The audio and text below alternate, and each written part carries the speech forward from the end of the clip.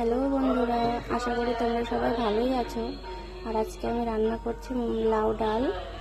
আর এখানে আমি নিয়েছি মসুরির ডাল 100 গ্রাম। আর ডালটা ধুয়ে সিদ্ধ বসিয়ে দিয়েছি। এখন আমি দেবো এতে সামান্য একটু সর্ষের তেল। আর সর্ষের তেলটা দিলে ডালটা একদম উতলিয়ে পড়ে যায় না, সিদ্ধ তাড়াতাড়ি হয়ে যায়। আর দেবো একটু নুন। তো এখানে আমি 1 চামচ মতো নুন দিয়ে দিলাম, আর বাকিটা আবার পরে দেবো সিদ্ধ হয়ে গেলে। আর দিচ্ছি 4টে কাঁচা লঙ্কা। লঙ্কাগুলো গোটাই দিচ্ছি, বাচ্চারা তো খেতে পারে না ঝাল, তো ওই জন্য গোটা লঙ্কা দিই আমি।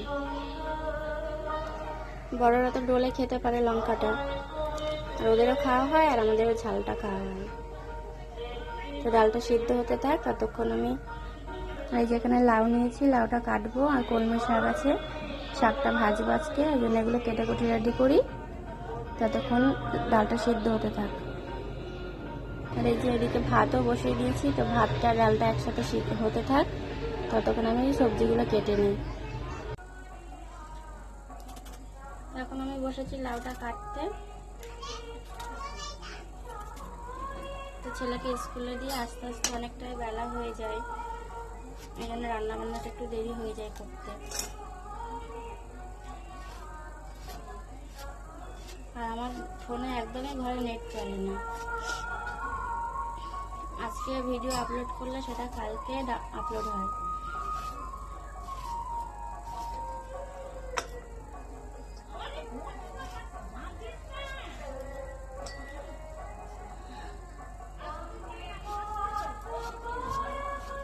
লাউটা আমি একদম ছোট ছোট করে কাটছি, কুচি করেই করছি, একটু বড় সাইজে।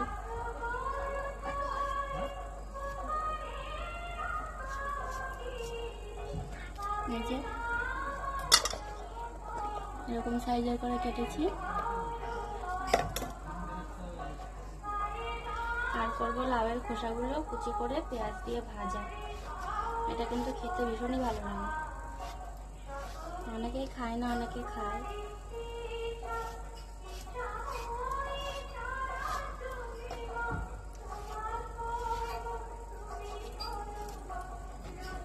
রান্না বান্না বসিয়ে দিয়ে এখন আমি যাবো কলতলায়, জামা কাপড় কাচা কাচে কাটা, বাসন মাজবো।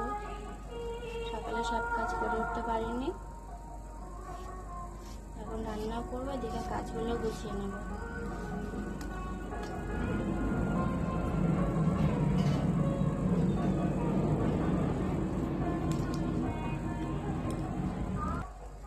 এই যে আমার হয়ে গেছে সবজিটা কাটা, অর্ধেকটা লাউ রেখে দিয়েছি, পুরোটা দিলে বেশি হয়ে যাবে।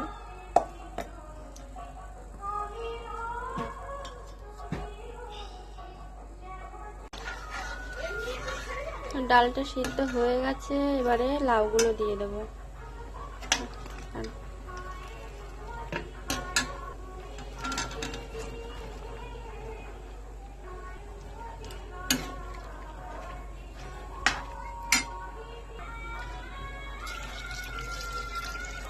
জল দিয়ে দিলাম কিছুটা, আর দেবো হলুদ।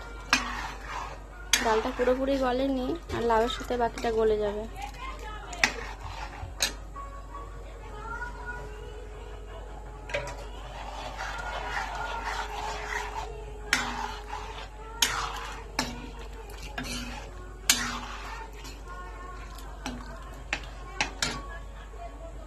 এবার ঢাকা দিয়ে সিদ্ধ করে নেবো লাউ আর ডাল একসাথে।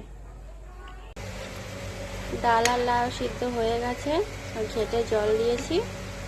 আর যেহেতু নুন প্রথমে অল্প দিয়েছিলাম, ওই জন্য একটু নুন দিয়েছি, আর আরও সামান্য একটু হলুদও দিয়েছি। এবার ফোড়ন দিয়ে নেব। ফোড়নের জন্য নেব সর্ষের তেল, কড়াইতে সর্ষের তেল দিয়ে নেব কিছুটা।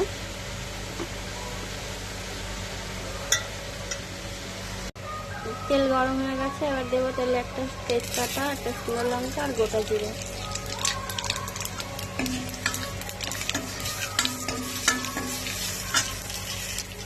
এবার দেবো কেটে রাখা পেঁয়াজ।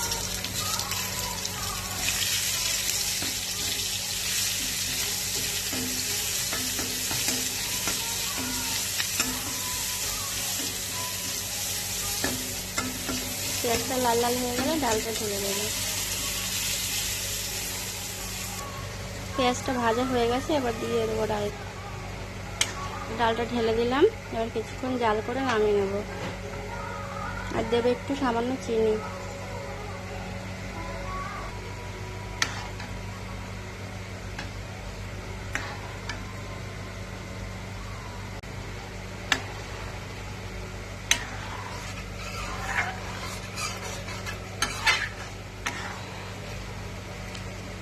অনেকেই আছে ডালে আদা খায়, আমি অতটা আদা ভালোবাসি না খেতে ডালে। শুধু মুগ ডাল ছাড়া আদা কোনো কিছুতে আর দিই না অন্য কোনো ডালে। চিনিও দিয়ে দিয়েছি, আর কিছুক্ষণ ফুটে উঠলে তারপর নামিয়ে নেব। আর এদিকে আলু পটল ভাজা বসিয়েছি। আর লাউয়ের খোসাটা আলাদা করে আর ভাজলাম না, সময় নেই বলে, ওই জন্য একসাথে ভেজে নিচ্ছি আলু পটলের সাথে।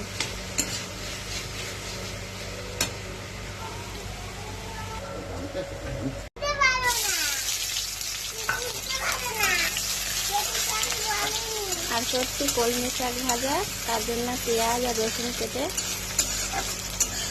তেলে দিয়ে দিয়েছি, ভেজে নেব, তারপরে শাকটা ঢেলে দেবো।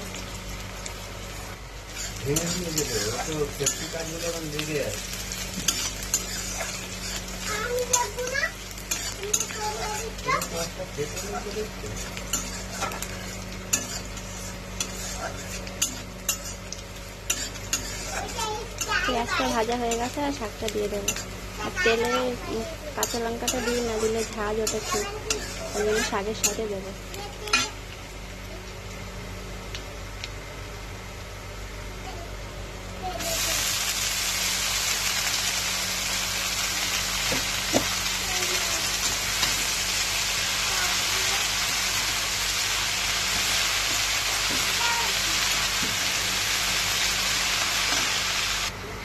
আর দিলাম স্বাদ মতো নুন আর হলুদ।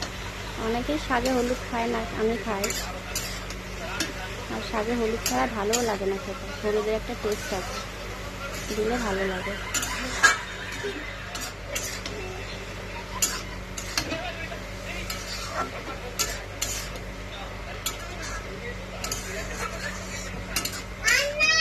আর আমি শাকটা সরষের তেলেই ভাজছি, সাদা তেলে করলে ভালো লাগে না খেতে। বেশিরভাগ রান্না সরষের তেলেই করি। আর এদিকে পটল আলু ভাজাটাও হয়ে গেছে, নামিয়ে নিয়েছি।